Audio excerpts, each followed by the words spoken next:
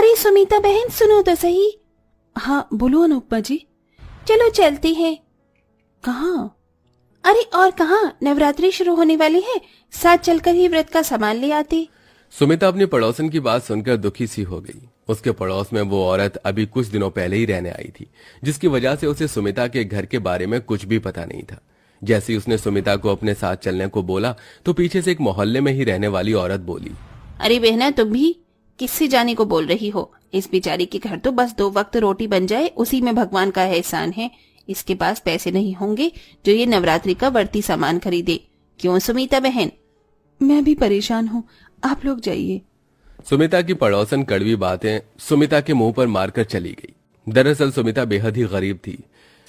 जितनी उसके अंदर जान थी उस हिसाब से वो बेचारी मेहनत तो करती थी, लेकिन कुछ खास उसके परिणाम सामने नहीं आते थे। लेकिन इस सब के बाद भी सुमिता अपने मन में माता रानी की सच्ची श्रद्धा रखती थी। जब वो बाहर से घर में आई तो बस अपना दुख बताने को माता रानी के आगे बैठ गई।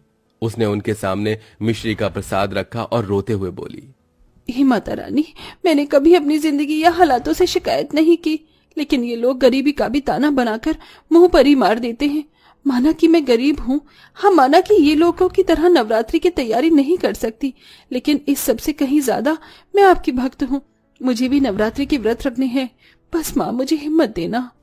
सुमिता काफी देर बैठकर अपना मन हल्का करती रही।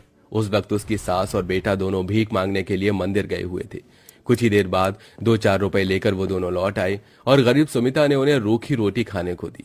सुमिता का पति चिराग दूसरे गांव में काम करता था, लेकिन उसका काम इतना ज्यादा मंदा हो चुका था कि वो भी वहां से कुछ नहीं भेज पाता था।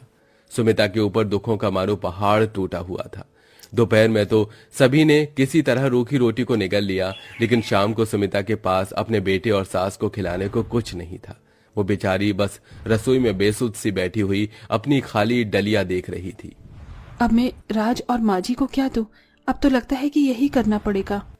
बेचारी सुमिता ने सूखी हुई रोटी के डिब्बे में देखा, उसमें एक रोटी सूखी हुई पड़ी हुई थी। सुमिता ने उसे ही निकाला और उसे पानी में डुबोया। अब ये रोटी नरम हो गई है, दे देती हूँ।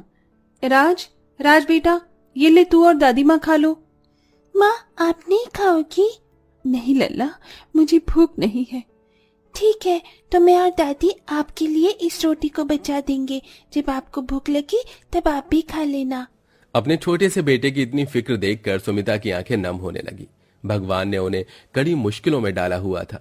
नन्हे राज और उसकी कमजोर और बूढ़ी दादी ने उस सूखी रोटी को पानी से लगा लगा कर निगला और सुमिता तो भूखी ही सो गई। ऐसा पहली बार नहीं हुआ था जब उन्होंने ऐसा खाना खाया हो। ऐसे ही 2-4 दिन और गुजर गए और अब नवरात्रि लग चुकी थी। हर एक घर से हर एक औरत सभी नवरात्रि के लिए तैयार थी। सुमिता ने भी बिना कुछ खाए पिए और बिना किसी इंतजाम के व्रत कर लिया। बहू, एक तो वैसे ही शरीर में जान नहीं है और ऊपर से तू व्रत रख रही है। पागल है तू? ये व्रत वगैरह मत रख। हमारे पास इन व्रतों को रखने के लिए कुछ भी नहीं है। माँ, व्रत को करने के लिए जो सबसे जरूरी है वो मेरे पास है। क्या? श्रद्धा। माँ, श्रद्धा सबसे अहम और जरूरी है। अगर श्रद्धा है तो व्रत है, और नहीं है तो वो बस खुद को भूखा रखने से ज्यादा कुछ नहीं है। ठीक है बहू, अगर तुझे व्रत रखने ही है तो तू रख ले, मैं क्यों बेवजह तुझे रोकूं। अपनी सास की इजाजत पाकर सुमिता खुश हुई, लेकिन व्रतों के दौरान ना तो सुमिता के घर में कोई फल था और ना ही कोई और चीज। बस सिर्फ उसके यहाँ मिश्री रहती थी, जो भी वो माता रानी को भोग लगाने के लिए इस्तेमाल करती थी। सुमिता ने लगातार नवरात्रि के 5 व्रत बिल्कुल भूखे रहकर पूरे किए, लेकिन आज का छठा व्रत उसे मुश्किल पड़ने लगा, क्योंकि उसे घर का भी काम रहता था और साथ ही अपनी सास और बेटे का पेट भरने की चिंता भी। अभी भी सुमिता भूखी प्यासी मंदिर के बाहर से भंडारा लेने की लाइन में लगी हुई थी कि तभी वो चक्कर खाकर गिरने लगी। अरे नहीं, मेरा तो सर घूम रहा है। अरे अरे देखो भाइयों, इन बहन को क्या हुआ? अरे बहन उठो, क्या हुआ तुम्हें? अरे कोई पानी दो।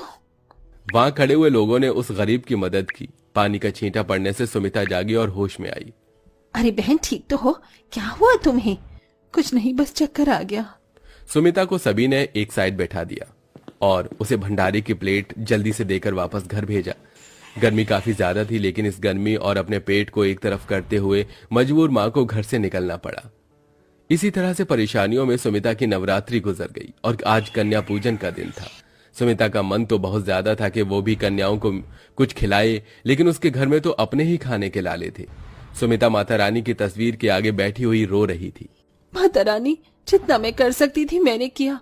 मेरे बस में सिर्फ व्रत रखना था तो मैंने व्रत रखा, लेकिन अब इस नवरात्रि का अंत करने के लिए मेरे पास कन्याओं को खिलाने को कुछ भी नहीं है।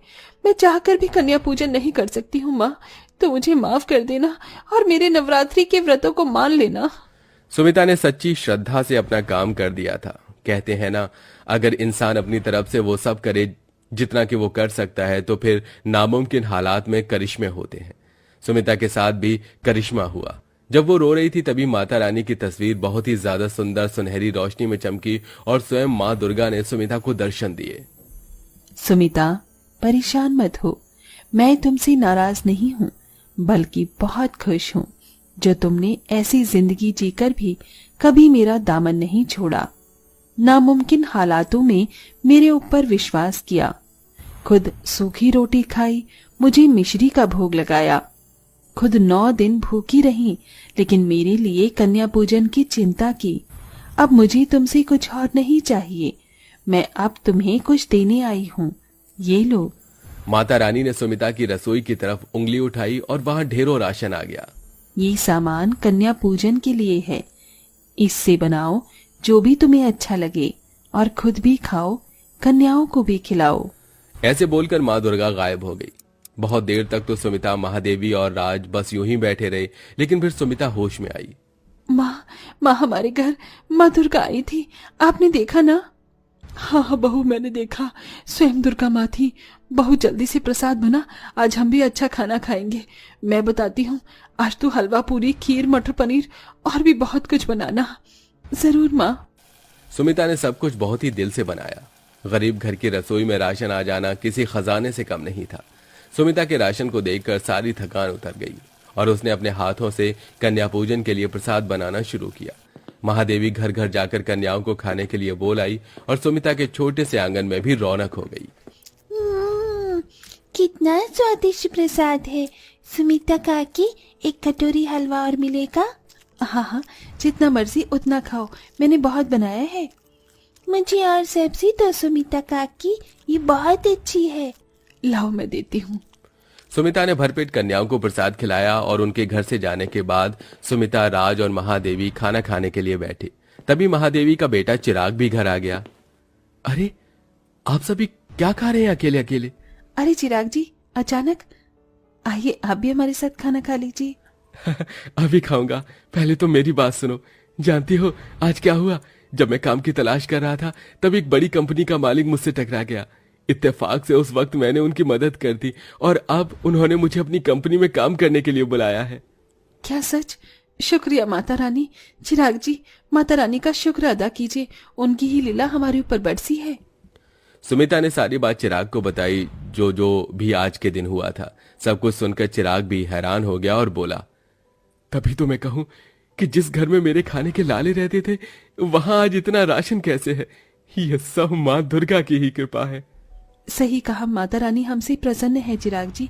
और सही कहते हैं लोग कि अगर सच्ची श्रद्धा हो तो एक ना एक दिन हालात बदल ही जाते हैं। बस हमें मुश्किलों को देखकर हार नहीं माननी चाहिए। सुमिता की बात सुनकर सभी ने हाँ में गर्दन हिला दी। एक ही सेकंड में सुमिता की किस्मत बदल चुकी थी। कल तक जिसका पति बेरोजगार था, आज वो एक बड़ी कंपनी से जुड़ गया। कल तक जिसके यहाँ खाने के भी लाले थे, उस औरत ने आज कन्या पूजन में 9 कन्याओं को भरपेट खाना खिलाया। लेकिन ये सब बस सुमिता की हिम्मत से ही हो पाया था। अब सुमिता की जिंदगी बदल चुकी थी और अब सब कुछ ठीक हो चुका था। वेल दोस्तों, आप कहां से हैं और आप भी क्या हमारी तरह नवरात्रि के फेस्टिवल को मनाते हैं? अपनी जगह का नाम कमेंट करके जरूर बताइए।